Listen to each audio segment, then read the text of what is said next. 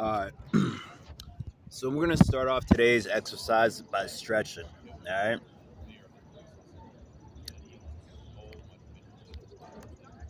As we continue on, it's 12:39, May 12th, 2026. All right. We're in Shenley Plaza Drive. I'm going to stretch, man.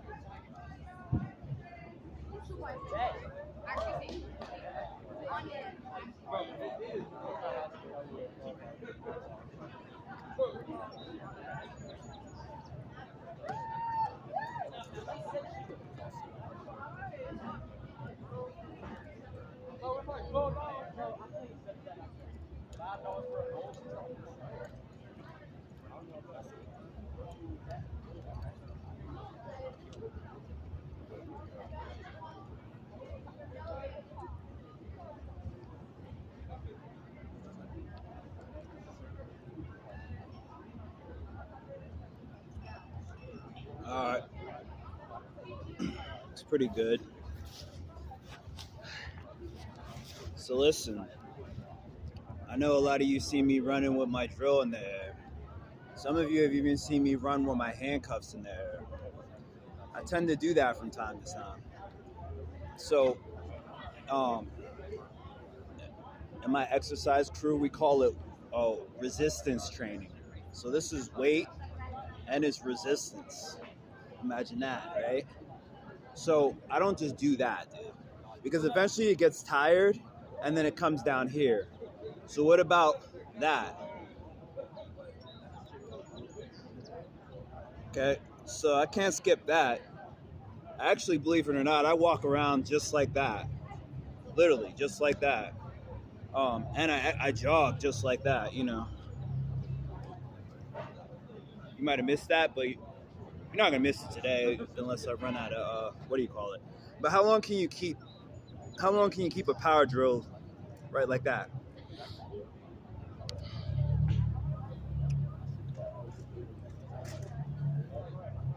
Okay.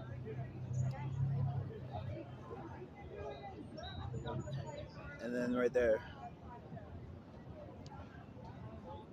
So I could actually keep my power drill just like that as long as a little midget about this tall can jump up and miss it.